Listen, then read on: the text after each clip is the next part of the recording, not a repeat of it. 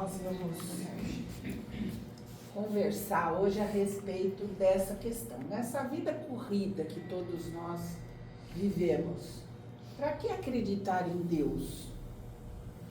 Porque não dá muito tempo, né? A gente corre para lá, corre para cá, tem muitas atividades, tem muitas solicitações. Para que acreditar em Deus? Hoje eu vou fazer uma palestra cooperativa, assim. Eu preciso da ajuda de vocês. Se acontece com você, por favor, levante a mão. Veja se isso acontece com você. Usa mais de uma tela ao mesmo tempo? Quem faz isso? Isso. O Marquinho tá para cá, ele não vai ver. Tá olhando para cá, não vai ver vocês levantando a mão. Tem problemas digestivos? Quem tem? Levanta a mão. Azia, má digestão. Quem? Dor nas costas, especialmente na região do pescoço, esse lugarzinho assim, ó, que fica pesado. Muito bom. Sempre tem uma preocupação insistente nos seus pensamentos. Quando a gente tem alguma coisa em mente, aquilo fica. Quem é assim? Bastante gente. Tem uma sensação de aperto no peito? Ninguém olha lá dentro. Pouca paciência, essa aí, olha. Eu não devia olhar, mas é que meus filhos não estão aqui. Pouca paciência com respostas lentas. Por exemplo, na hora do computador atualizar, criança que está fazendo lição e demora 500 horas, até a água voltar, nós estamos vivendo isso, né? Desliga essa água até ela voltar. Ler uma mensagem com mais de 10 linhas, eu ia pôr, depois eu apaguei. Que geralmente é da mãe ou da avó. Quem tem pouca paciência da esposa, acho que não sei, né? Acho que quem tem medo de não ler. Mas da mãe e da avó, certeza. Quem tem pouca paciência? Sono irregular? É frequente já acordar cansado? Tudo isso, sem chance de errar, tem um nome: ansiedade. O filme Divertidamente 2, desenho, né, que está no cinema, vale a pena ser assistido, porque mostra como é a ansiedade. É lógico que mostra a ansiedade na vida do adolescente, mas a gente se encaixa muito. Olha a cara da ansiedade, né? Tudo eriçado, não para quieta, né? A ansiedade. Ansiedade é um conflito existencial. É um desconforto por não se ter respostas precisas sobre o sentido a seguir e o resultado a conseguir. Então a gente fica sempre com essas angústias, né? Esses pensamentos. Como é que eu vou sair dessa? Como eu vou me sair dessa? Mas será que eu sou capaz? E se eu não conseguir, né? Quanto tempo vai demorar? Enfim, a gente acha todas as perguntas do mundo para permanecer ou para viver nesse estado de desconforto. Por outro lado, é preciso pensar que ninguém cresce ou se desenvolve em estado de paralisia. Se tudo estiver bem, se a gente não tiver nenhum probleminha, a gente não vai achar ou buscar solução. Então, de uma certa forma, a ansiedade faz parte do nosso cotidiano, né? Tem um nível dela útil para nos mobilizar. Ela não é confortável, mas ela, exatamente porque ela não é confortável, ela nos tira da zona de conforto e nos faz caminhar, né, em busca de soluções. Mas ela foge dessa zona de conforto muitas vezes, muitas vezes. Nós vamos até ver quanto. O livro Conflitos Existenciais, de Joana de Ângeles, aponta, ela diz, então, quando um ou mais conflitos existenciais estão instalados em nossas vidas e não são devidamente enfrentados e superados, certamente causam um inferno interior em nós, um estado de sofrimento que nos afeta negativamente.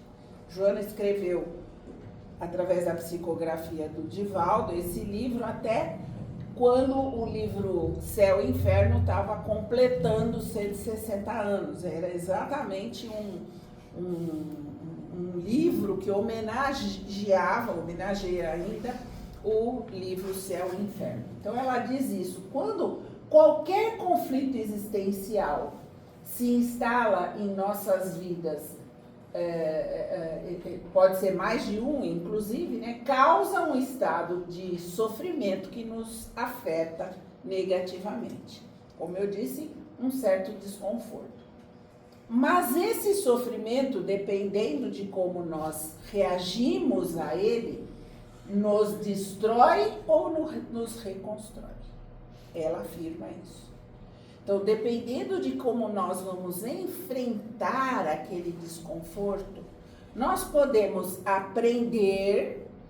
Lembra das perguntas? Como é que eu faço isso? Como é que eu faço para sair disso? O que tem que pode me ajudar? Ou o que pode me atrapalhar? Ou será que eu sou capaz? Vou ter coragem de enfrentar ou não vou ter coragem? Enfim, tudo isso, as respostas a essas questões nos fazem crescer. Mas se a gente não encontra respostas, e ao contrário, encontra mais perguntas, né? Não consegue ficar naquela, igual a rodinha do computador, né? Só assim, rodando, sem achar a solução, ela pode nos destruir, né? Nos destruir como?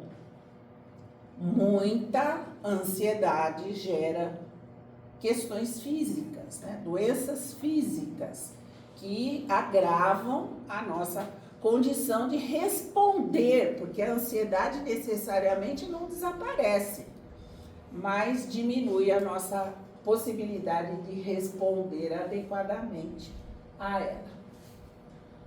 No jeito de pensar atual, a causa da ansiedade está na sociedade, no outro, marido, mulher, o chefe, o vizinho, em Deus, mas nunca em si mesmos. Ou pelo menos nunca é uma palavra forte, né? Raramente em si mesmos. Então, se a gente procura ajuda para resolver o nosso problema de ansiedade, aquilo está tão ruim, o aperto no peito, o problema digestivo, a gente vai, procura um médico e ele diz, a senhora está muito nervosa porque o seu emprego é muito difícil, talvez se aposente, ou muda de lugar, ou não liga para o chefe, enfim. O problema nunca é apontado como sendo uma questão do próprio indivíduo. Muita atenção eu coloquei ali, a Joana de Ângeles e eu também, não estamos afirmando, não estamos contra o uso de remédios, não é isso. Mas nós não somos favoráveis a escorar nossas vidas nos medicamentos sem qualquer mecanismo de aprendizado e crescimento moral, enfrentando de forma equilibrada e saudável os desafios da vida. Então, quando eu digo que nos tempos atuais nós somos empurrados a esconder os problemas, de uma certa forma, debaixo do tapete, né? Então, somos estimulados a tomar remédios ansiolíticos, as próprias, que quando não é remédio, é a droga, é o álcool, é o sexo, é a comida, né? A comida, tô nervoso, vai e ataca a geladeira, né? Então, nós achamos caminhos para resolver, somos estimulados a isso, para resolver o problema da ansiedade, não de uma forma equilibrada no sentido de descobrir cadê a causa disso. Por que eu não consigo enfrentar os desafios que a vida me propõe de uma maneira mais equilibrada? E aí que eu falei para vocês que a coisa é séria, né? O Brasil lidera o ranking mundial de ansiedade. Lidera o ranking mundial de ansiedade. São 18,6 milhões de indivíduos atualmente apontados pelos médicos, né? Sofrendo, isso quando se vai no médico, esses 18,6, né? Muitos nem vão, se automedicam, né? Mas pela contagem dos médicos, nós teríamos aí 18 milhões de ansiosos vivendo no Brasil. Mas não é um problema brasileiro. A ansiedade atinge mais de 300 milhões de pessoas em todo o mundo. Agora eu queria só que vocês pensassem no número de remédios e no lucro da produção desses remédios e, portanto, na venda e, portanto, no consumo, que vai necessitando ter escoamento de alguma maneira. Como é que isso fica num círculo vicioso que não estimula muito sair, né? Hoje em dia se considera natural dizer, eu tomo remédio para dormir. Quantos tomam remédio para dormir? E depois o remédio para dormir deixa zonzo, tonto, sei lá, fraco. Então eu tomo um remédio para ficar melhor, acordar e trabalhar. E assim vai, né? A gente vai se medicando sem. O problema não e aí entra outra vez a afirmativa da Joana. O problema não são os medicamentos que certamente, orientados pela espiritualidade, são descobertos, propostos e são úteis para muitos de nós, se não a totalidade. Mas o que não pode é ficar parado no remédio, né? Sem buscar essa causa, porque a descoberta da causa em si mesmo, então no autoconhecimento e tudo mais, o conhecimento da situação que gerou a ansiedade, vai possibilitando, às vezes, diminuindo esse remédio, né? Não fazendo exclusivamente a dependência, né? Ficou claro que eu não estou falando contra médico, nem contra psicólogo, nem é para parar de tomar o remédio antes de conversar com os profissionais. Mas é para pensar nisso. Os espíritos ainda nos ensinam que todos os conflitos existenciais não superados prosseguirão na vida espiritual. Aquela história que se costuma dizer, morreu, descansou, má notícia. Não é assim. Quer dizer, ao contrário, dizem os espíritos que nós somos exatamente os mesmos. Esses mesmos que estamos aqui enfrentando dificuldades, desafios, somos os mesmos que ao desencarnarmos teremos que nos confrontar com aqueles desafios, com aquelas emoções às vezes descontroladas, desreguladas no mundo espiritual. Muitos despertam no mundo espiritual ainda portadores de depressão, culpa, fobias, ansiedade, vazio existencial, ódio, vícios, portanto, num estado de inferno íntimo, porque quando na Terra não se preocuparam em se libertar do conflito, em se libertar trabalhando com a raiz desse conflito, né? Não apenas anestesiar o conflito. né? Porque a anestesia passa. Então é preciso trabalhar com a raiz da questão. Apenas impulsionados pelos medicamentos, muitos sofrem muitas vezes os efeitos da obsessão, já que espíritos semelhantes potencializam os conflitos existenciais, tornando a cura mais difícil. Ah, então será que eu estou ansioso porque eu tenho obsessão? Não. Provavelmente a situação é: eu tenho obsessão porque eu sou ansioso. Né? Quer dizer, a ansiedade gerou, atraiu, chamou para perto espíritos que vivem as mesmas condições. Às vezes nem nos conhecem, só percebem a semelhança. E aí viramos uma turma. Né? Então é preciso pensar nessa questão, que esses espíritos são atraídos quando nós não estamos trabalhando com esses sentimentos conflitantes. Por esse motivo, Santo Agostinho, na questão 919 do Livro dos Espíritos, nos incentiva ao autoconhecimento. Como é que eu resolvo ou sei separar, a pergunta é mais ou menos essa, como é que eu sei separar mais ou menos o bem do mal? Como é que eu vou saber o que é bom, o que é ruim? E o Espírito diz: já estamos dizendo isso faz muito tempo, conhece-te a ti mesmo. Então ele não diz outras fórmulas, né? Ele não diz espera a tecnologia ou procure especialistas, ele diz conhece-te, portanto, cada um a si, conhece-te a ti mesmo.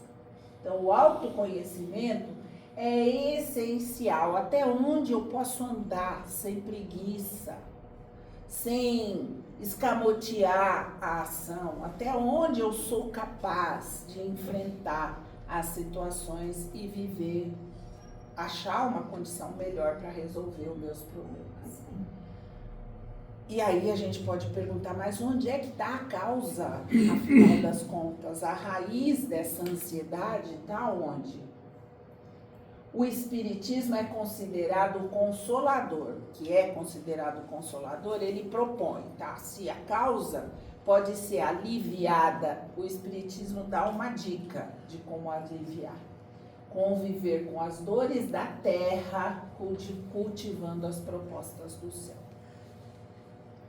É preciso viver a vida, no que a vida nos propõe, acreditando ou sabendo ou tendo no alvo central o fato de que nós somos espíritos. E a realidade está lá, porque depois desta existência permaneceremos como espíritos, voltamos para a carne, mas a realidade nossa é espiritual. Então é conviver com as dores da terra, cultivando as propostas do céu. A consolação, efetivamente, está na perspectiva. O que é perspectiva? Conseguir olhar longe, né? Ter uma visão ampla. O Espiritismo é consolação por causa dessa perspectiva. Qual que é a perspectiva que o Espiritismo nos propõe? Ele diz: Deus é Pai, supremo amor. E cada um de nós que viveu a paternidade, a maternidade, sabe o amor, o carinho, o cuidado que cada um de nós devota aos próprios filhos. Se Deus é amor e nós somos capazes de oferecer, de evidenciar esse amor aos nossos filhos, é possível pensar no tamanho desse amor de Deus por todos nós, como Pai Supremo? Então, Deus é Pai. Depois, somos eternos em trânsito. A vida terrena é uma vida passageira. Ela tem uma função, mas ela tem começo, meio e fim, e nós precisamos aproveitar o tempo que estamos aqui. Mas ela é um pedacinho, e dizem os espíritos que é isso mesmo que eu falei, pedacinho, ela é rápida, é um pedacinho da vida eterna desse espírito. Estamos sempre com nossos afetos. A gente fala isso, mas não entra muito na cabeça, né? Porque a gente vive procurando, às vezes, médiuns, pessoas, ciganos, cartas, a gente vive procurando coisas palpáveis que nos mostrem que eles estão por perto. Mas, nenhum problema fazer isso, procurar essas questões. Mas isso não é acessível para todo mundo e eles estão por perto, são nossos afetos, o tempo todo. Não que eles estejam o tempo todo conosco, mas são nossos afetos o tempo todo. Se a gente começar a perceber os sinais da presença desses nossos afetos no nosso cotidiano, em momentos específicos, em momentos de oração, no sono, quando a gente se desprende e vai encontrar esses afetos, nós vamos ter cada vez mais a certeza de que nós estamos sempre com os nossos afetos. Jesus preside o nosso crescimento. Não sei quantos são professores aqui, quantos viveram, mas quem não foi professor foi aluno.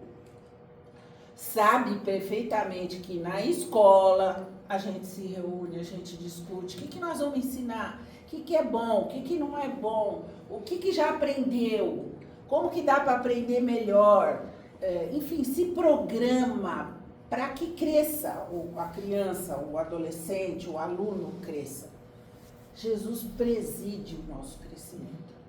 Sugiro muito, muito, que leiam os romances do Emmanuel, o conjunto de livros do Emmanuel, que começa com Paulo Estevam, mas depois tem 50 a 2.000 anos, 50 anos depois, Renúncia, Ave Cristo, um conjunto de livros. Esses livros contam, por exemplo, e eu penso que o aprendizado é muito intenso, como espíritos amigos, espíritos que se dão, que se gostam, vivem experiências reencarnados e desencarnados também, mas especialmente reencarnados, difíceis, doídas, mas estão sempre por perto.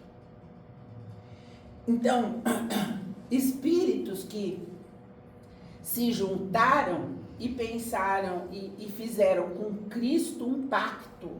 Jesus veio e falou das ideias, das transformações, dos ensinamentos, por 33 anos. Mas ao ir, primeiro os seus discípulos ficaram e exemplificaram, e escreveram, e contaram, e depois outros, que é a história desses romances, os primeiros cristãos, se prontificaram a mostrar o que era ser cristão. A estar diante da morte e dizer, mas eu acredito na vida eterna. Então, espíritos que viveram situações bem difíceis, mas sempre rodeados, não só do perseguidor, mas também dos seus amores.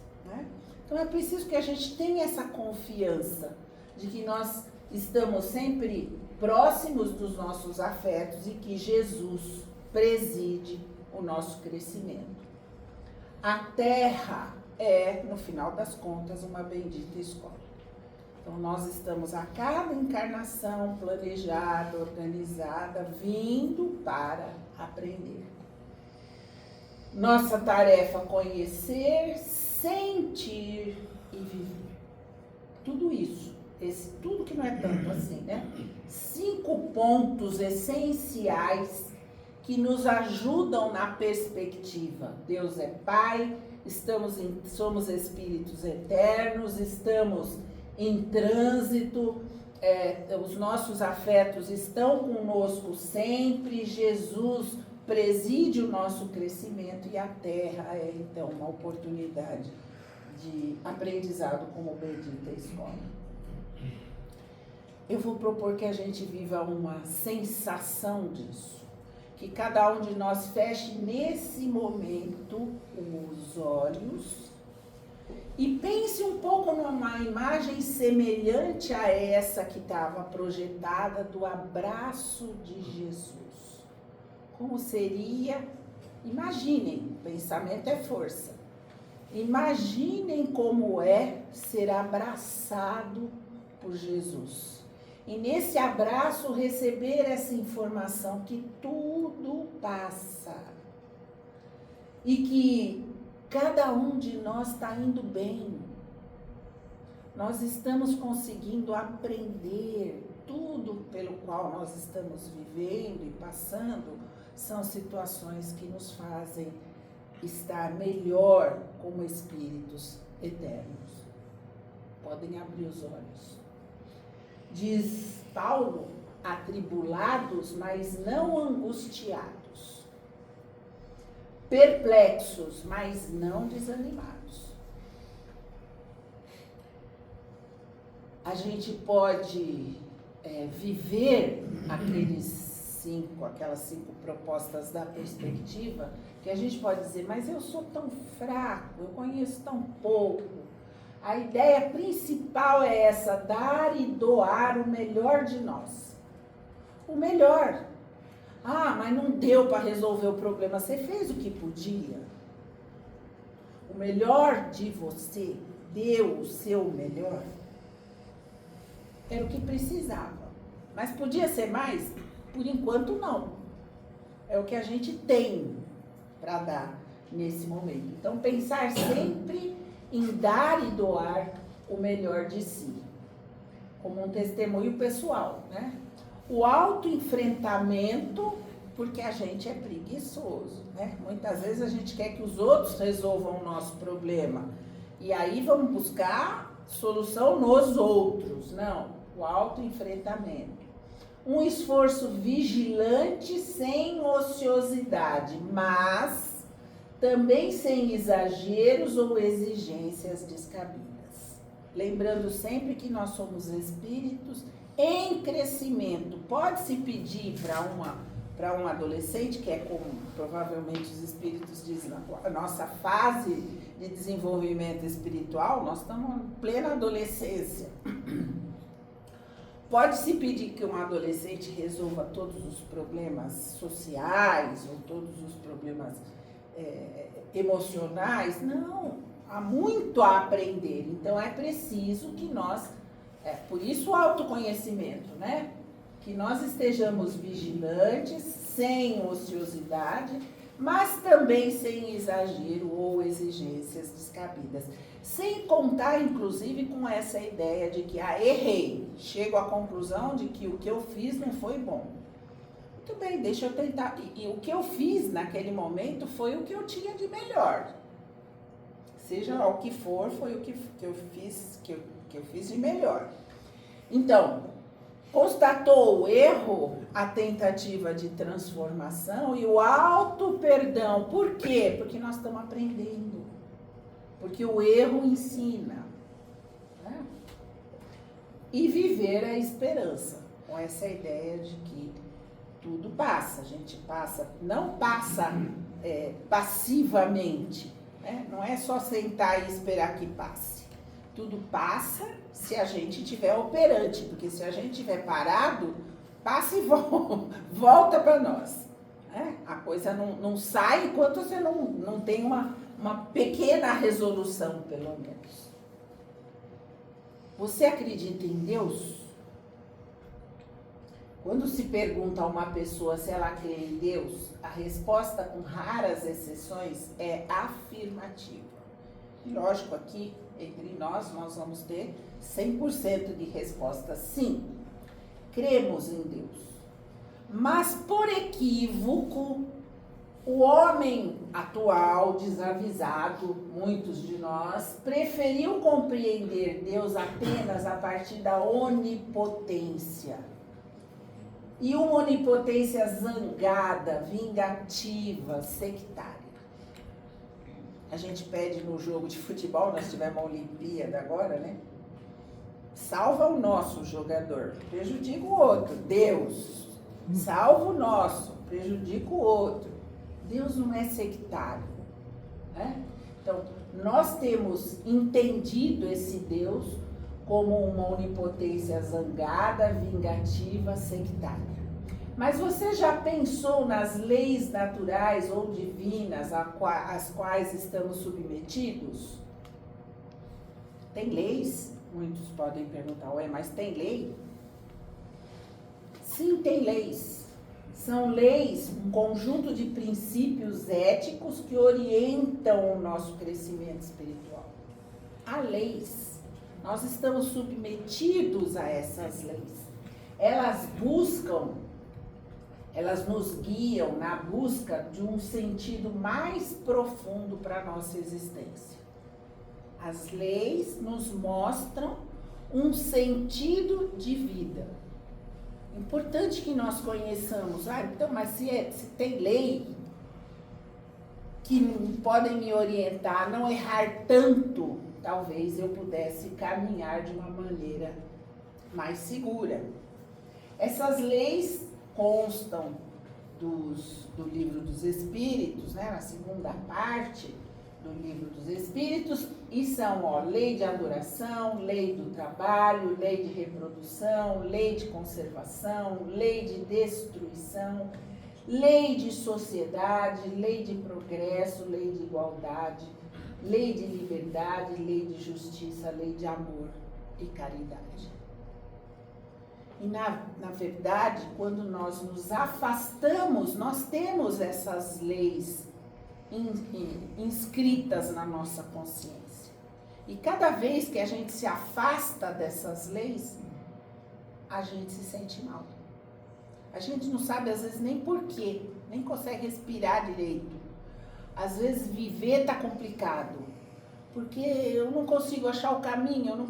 Isso é a nossa consciência dizendo, chega perto dessa lei, presta atenção nessa lei. Nos avisando, sinalizando que nós precisamos nos aproximar dessas leis. O importante de pensar em relação à ansiedade é que não há caos. Não há caos. Tudo tá. Só existe ordem, proteção e impulso amoroso ao crescimento espiritual. Respira profundamente, cada um de nós aqui, e pensa nessa sensação. Tem uma ordem. Eu não estou solto. Existe uma ordem que me protege e me mostra como é que eu preciso aprender e como é que eu preciso andar. Eu resisto muitas vezes, mas existe essa ordem e esse impulso. Alírio Cerqueira Filho é um psiquiatra espírita. E ele tem um livro e ele escreveu essa questão que eu vou colocar aí. Quem desconhece ou discorda das leis de Deus não exercitará a virtude do sentimento de filiação divina. E com isso, vai se desconectando das energias amorosas do universo, direcionadas pela lei do amor. Ao agir assim, na contramão desse fluxo, não se sentirá também pertencente ao universo. Ao universo, quer dizer, nós vivemos numa trama. Eis o cenário para a eclosão da insegurança existencial. Quando a gente não pertence a nada, nós estamos soltos. E se estamos soltos, insegurança. Uma metáfora que define bem esse estado é a de um peixe fora d'água. Não há como se sentir confortável envolto nessa energia discordante. A necessidade de nós sempre buscarmos cada vez mais essa confiança em Deus. Um garoto perguntou para o pai, qual que é o tamanho de Deus? Então, ao olhar para o céu, o pai avistou um avião e perguntou para o filho: que tamanho tem aquele avião? E o menino disse: pequeno, quase não dá para ver. Então o pai levou o menino a um aeroporto e, ao chegar próximo de um avião, perguntou: e agora, qual que é o tamanho desse avião? E o menino respondeu: nossa, pai, esse é enorme. Quanto mais você está perto, quanto mais perto você está de Deus, maior Ele será na sua vida. É esse olhar, nós precisamos nos aproximar, nós precisamos buscar, nós precisamos pensar para que Ele esteja próximo na nossa vida. E aí, próximo na nossa vida, certeza, menos ansiedade e mais serenidade. Então, que nós tenhamos essa clareza de buscar esse Deus Pai, nosso Pai, mas buscar em nós essa certeza de estarmos cuidados, de estarmos protegidos, de que tudo está certo, está tudo certo, porque nós estamos sendo olhados e estimulados a aprender, mas está tudo certo. Que Jesus esteja conosco agora, sim.